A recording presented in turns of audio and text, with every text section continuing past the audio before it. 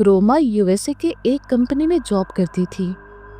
उसे यहाँ पर जॉब करते करते 3 साल हो गए थे। रोमा को यूएसए में अपने बॉस से प्यार हो गया।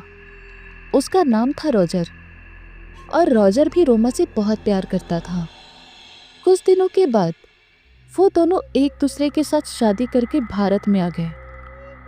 रोमा के किसी भी फैमिली मेंबर को रॉजर बिल्कुल भी पसंद नहीं आया, इसलिए उन लोगों ने रोमा और रॉजर को अपने घर में कदम तक नहीं रखने दिया। रोमा के माता पिता का सपना था कि वो उसकी शादी एक हिंदू लड़के से करे, लेकिन रॉजर के साथ शादी करके रोमा ने उनके सारे सपने तोड़ दिए। इसलिए उसी दिन से उसके माता पिता ने रोमा से अपने सारे रिश्ते तोड़ दिए। उसके बाद रोमा और रॉजर एक रात के लिए होटल में रुक गए और सुबह होते ही वो लोग वापस यूएसए जाने वाले थे। रात के 11 बजे तक उन दोनों ने खाना खा लिया और फिर कुछ देर तक बातें करते करते वो दोनों कब सो गए ये उन्हें भी पता नहीं चला। अभी थोड़ी ही देर हो चुकी थी, लेकिन तभी अचानक होटल के बाहर से बहुत ज़्यादा डरावनी आवाज़ें आने लगी और उन आवाज़ों की वजह से रोमा की नींद खुल गई। उसने अपने बगल में देखा तो रॉजर बिल्कुल आराम से सो रहा था। अभी कुछ ही देर हो चुकी थी, लेकिन तभी अचानक रोमा के कानों में किसी औरत की आवाज़ आने लगी। वो औरत धीरे से रोमा का नाम ले रही थी, रोमा, रोमा। ये सुनते ही रोमा उस आवाज़ का पीछा करने लगी और कुछ देर तक पीछा करते करते वो होटल से बाहर आ गई। लेकिन रोमा जितना भी उस आवाज़ के करीब जा रही थी, उतना ही वो आवाज़ उससे दूर जा रही थी। और कुछ देर बाद पीछा करते करते रोमा उस होटल के पीछे वाले जंगल में आ गई और उसने जब अपने सामने देखा तो वो काफ़ी बुरी तरह से शॉक्ड हो गई, क्योंकि उस वक्त उसके सामने एक डरावनी औरत खड़ी थी और उस औरत को देखकर रोमा बहुत ज़्यादा डर गई। फिर उसने डरते हुए पूछा, कौन हो तुम?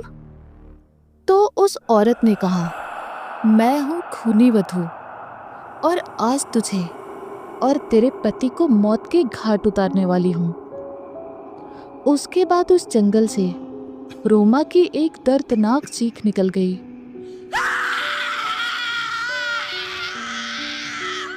और उस चीख की गूंज इतनी तेज थी कि वो सुनकर रॉजर भी नींद से जाग गया और उसने अपने बगल में देखा तो वहाँ पर रोमा नहीं थी।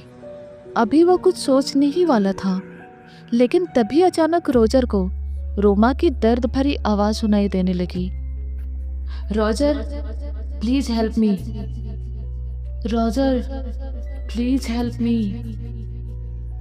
ये आवाज़ें सुनकर रॉजर को रोमा की चिंता होने लगी, इसीलिए वो उस आवाज़ का पीछा करने लगा और कुछ देर बाद पीछा करते करते वो उसी जंगल में आ गया जहाँ पर रोमा गई थी।